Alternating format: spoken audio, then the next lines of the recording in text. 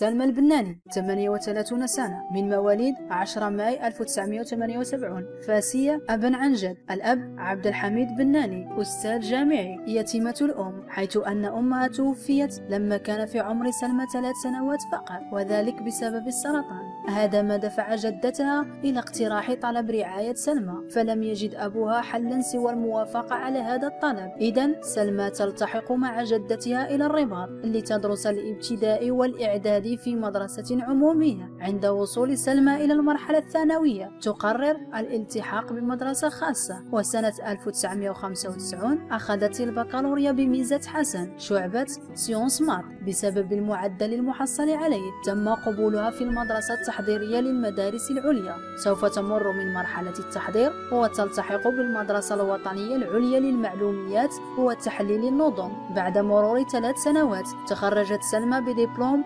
مهندسة دولة في المعلوميات، بالإضافة إلى احتلالها المرتبة الأولى في صفها. هذا الشيء الذي خول لها الالتحاق بشركة وانا الراجعة ملكيتها للقصر الملكي. سوف تأخذ منصب مهندسة للمنظومات المعلوماتية بأجر 170 ألف درهم في السنة، تقريبا 1.5 مليون في الشهر. في عيد الشباب سنة 1999 سوف تنظم شركة وانا احتفالا خاصا لأعضاء ومديري الشركة، ومن ضمن الحضور كان هناك ولي العهد محمد السادس آنذاك، وهناك كان أول لقاء بين سلمى ومحمد السادس. من بعد سنة سوف تنظم حفلة خاصة بالقصر الملكي بمناسبة تولي محمد السادس كرسي العرش، وسوف يوجه دعوة لخريجي المدارس العليا وبالضبط الذين حصلوا على أعلى نقاط، بالإضافة إلى أعضاء وموظفي شركة وانا وشخصيات نافذة ومرموقة. وهنا سوف تتوطد العلاقة بينهما وتتطور. وفي سنة 2002 سوف ينشر بلاغ رسمي من الديوان الملكي يعلن فيه زواج العاهل المغربي بسلمى البناني، وهذا البلاغ كان بمثابة وثيقة إعلان عن إنهاء البروتوكول الملكي القديم الذي ينص على التكتم والتستر على المحيط الملكي النسوي، وبداية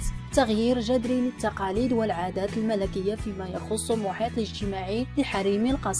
وفي نفس العام سوف يقام زفاف الملك محمد السادس ويتم تصويره ونقل أجوائه إلى الشعب المغربي، وهذه السابقة أخرى في تاريخ الأسرة الملكية الحاكمة بالمغرب. حاليا الأميرة سلمى منخرطة في الأعمال الخيرية وبعض الجمعيات التي تهتم بالمرأة والطفل، حيث تم إنشاء جمعية لالا سلمى للسرطان سنة 2005، كما أن الأميرة تمتاز بحضورها العربي والعالمي في العديد من الأعمال الخيرية.